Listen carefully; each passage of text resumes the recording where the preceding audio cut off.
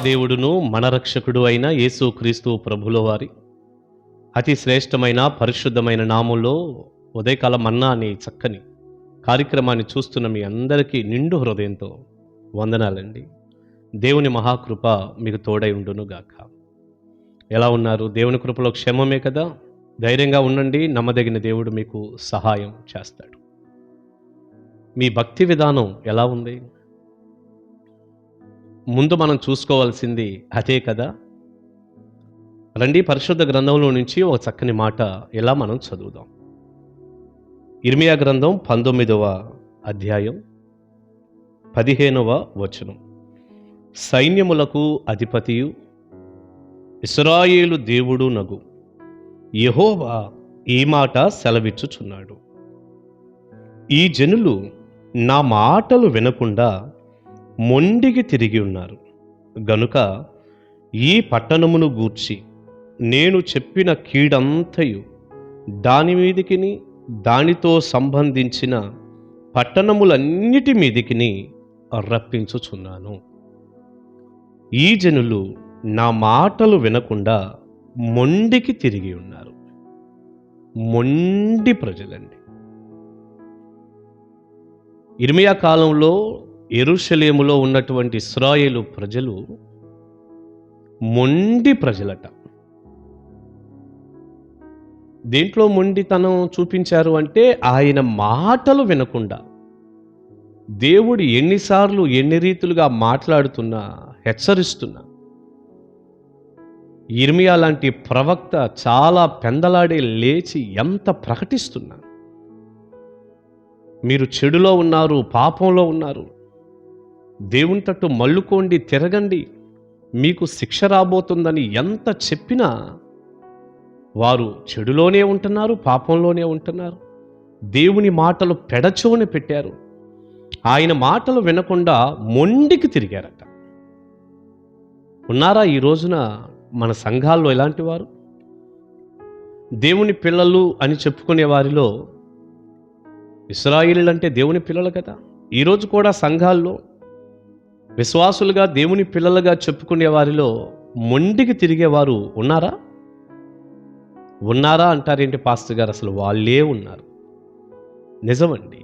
ఈ చివరి రోజుల్లో సంఘాల పరిస్థితిని గమనించినప్పుడు నాలాంటి దైవజనులకి ఎంత వేదన కలుగుతుందో. ఎంత చెప్పండి, ఎంత ప్రకటించండి, ఎన్ని వర్తమానాలు అందించండి, కన్నీటితో బోధించనివ్వండి, ప్రజలు వాక్యమే తీసుకోవటం లేదు. వాక్యం మీద ప్రజలకి ఇష్టం లేదు. వాక్యం మీద ప్రజలకి ఆసక్తి లేదు.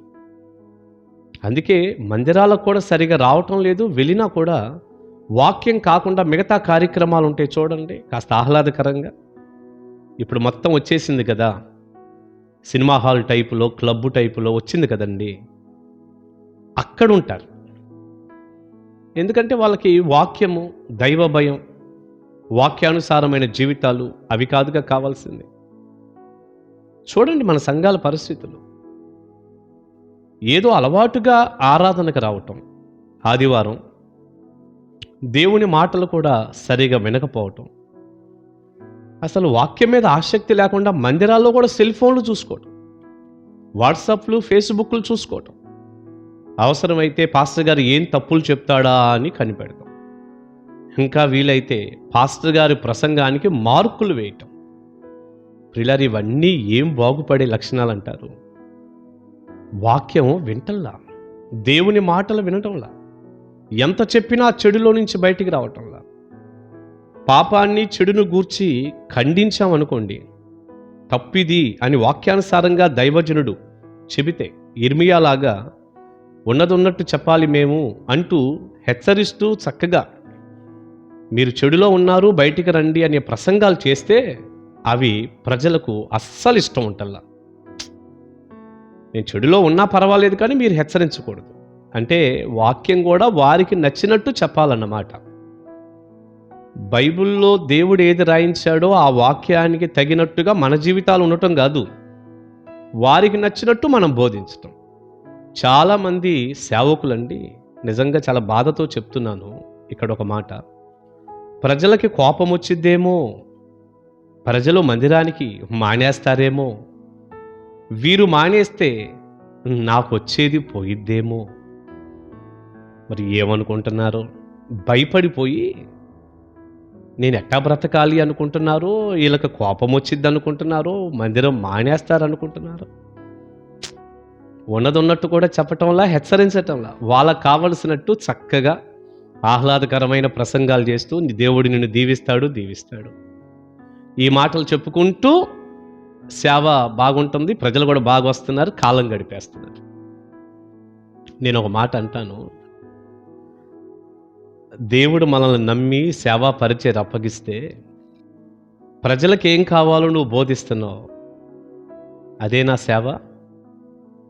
దేవుడు ఏది రాయించాడో, ఏది చెప్పమంటున్నాడో వాక్యానుసారంగా దేవుడు చెప్పమన్నది ఆయన చిత్తంలో ఆయన రాయించింది మనం చెప్పాలా? వారికి నచ్చినట్టుగా దీన్ని మనం ఏదో కాస్త తగ్గించినట్టు క్వాలిటీని అలా చేయాలా? ఏం చేయాలి మనం? వాళ్ళకు నచ్చే ప్రసంగాలు చేసుకుంటూ వెళ్ళాలా? బైబిల్లో దేవుడు రాయించింది చెప్పాలా? ఒక్క క్షణం ఆగి ఆలోచించు. బైబిల్ గ్రంథాన్ని క్షుణ్ణంగా చదవండి. ప్రజలకు నచ్చినట్టుగా బోధించి అలా చేసినటువంటి సేవకులు ఉన్నారే, వారందరూ కూడా నష్టపోయారు. మనుషులను సంతోషపెట్టువాడనైతే నేను క్రీస్తు దాసుడును కాకనే పోదు. కాదు, దేవుని వాక్యం ఉన్నది ఉన్నట్టుగా చెప్పమన్న వారికి చెప్పమన్నట్టు చెప్పాల్సిందే అని చెప్పారు. చూడండి, వాళ్ళందరికీ బైబిల్లో శ్రమ ఇబ్బందులు కలిగాయి. దేవుని సన్నిధిలో వారు చాలా శ్రేష్టమైన భక్తులుగా నిలిచిపోయారు.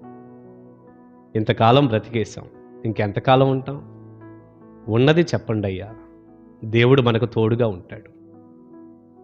సంఘం తీసుకోవటం లేదు కదా, తీసుకోకపోయినా సరే బైబిల్ని బోధించటానికి మనం బోధకులుగా దేవుడు మనల్ని పిలిచాడే కానీ వారికి నచ్చినట్టు వారు మెచ్చుకునేటట్టు బోధించడానికి కాదు. మర్చిపోవద్దు. సరే, చెడులో పాపంలో ఉన్న వ్యక్తిని కూడా హెచ్చరించకుండా ఆశీర్వాదం అని చెప్తున్నావు. వాళ్ళకు కూడా అవి సమ్మగా కమ్మగా హాయిగా ఉన్నాయి ఆ మాటలు. మరొచ్చిద్దా? నేను విశ్వాసులను అడుగుతున్నాను, మీరు చెడులో ఉండి మీకు ఆశీర్వాదం అనే ప్రసంగాలు వింటే మీరు దీవించబడతారా? బైబిల్లో ఎక్కడన్నా చెడులో ఉన్నవాడు దీవించబడతాడని ఉందా? నాకైతే ఒక్కసారి కూడా కనపల్లా. సరే, మనం చదువుకున్న ఈ 15వ వచనంలో మొండికి తిరిగారు నా ప్రజలు, నా మాటలు వింటలేదు అన్నాడుగా దేవుడు. అంటూ మొండికి తిరిగారు గనుక, చూడండి ఆశీర్వాదం ఉందో శాపం ఉందో మీరే చూడండి. ఇలా మొండికి తిరిగి ఉన్నారు గనుక, నా మాటలు వినకుండా వారిష్టానుసారంగా మొండికి తిరిగి జీవిస్తున్నారు గనుక ఈ పట్టణమును గూర్చి నేను చెప్పిన కీడంతయు దాని మీదికిని దానితో సంబంధించిన పట్టణములన్నిటి మీదికిని రప్పిస్తున్నాను. కీడా ఆశీర్వాదమా? ఆ పట్టణం మీదకే కాదు, దానికి సంబంధించిన పట్టణాలన్నిటి మీదకి నేను కీడు రప్పిస్తున్నాను. మొండికి తిరిగి దేవుని మాటలు పెడచోని పెడితే ఆశీర్వాదమా? ఏమన్నా అసలు అది సింక్ అవుతుంది? అది నిజంగానే బబులోను నుంచి సైన్యాన్ని రాజుల్ని దేవుడు తెచ్చి ఇర్మియా 40 సంవత్సరాలు ప్రకటించిన వాళ్ళు మాటలు వినకపోతే మొండికి తిరిగితే మొత్తం బబులోను చెరకు తీసుకెళ్ళాడు. కీడు రప్పిస్తానన్నాడుగా, రప్పించాడు. ప్రియ బిడ్డ, మొండికి తిరగొద్దు, మనసు మార్చుకో, మారు మనసు పొందు, దేవుని పాదాలు పట్టుకో, నన్ను క్షమించు ప్రభువాను, ఆ పాపంలో నుంచి బయటికి రా, దేవుని వేడుకో, దేవుని కృప మీద ఆధారపడు. అప్పుడు దేవుడు నిన్ను దీవిస్తాడు. దేవుడు నిన్ను, నీ కుటుంబాన్ని, బిడ్డలను ఆశీర్వదించునుగాక. ప్రార్థన చేసుకున్నాం. పరిశుద్ధుడా, ప్రేమగల తండ్రి, వెతబడిన చక్కని సందేశం మీ పిల్లలకు దీవెనకరంగా చేయండి. చెడులో ఉంటే దీవెన రాదు. మీ వాక్యానుసారంగా జీవిస్తే మీరు దీవిస్తారు. మొండితనం నుంచి ప్రజలు విడుదల పొంది కన్నీటితో మీ పాదాలు పట్టుకునే కృప ఇవ్వండి. తద్వారా ప్రతి కుటుంబాన్ని దీవించండి, వారి కన్నీరు నాట్యంగా చేయండి. యేసయ్య నామాని ప్రార్థన మనవులు అడుగుచున్నాను తండ్రి, amen. Amen. God bless you. దేవుని కృప మీకు తోడై ఉండును గాక. కలుసుకుందాం ఉదయకాల మన్నాలు.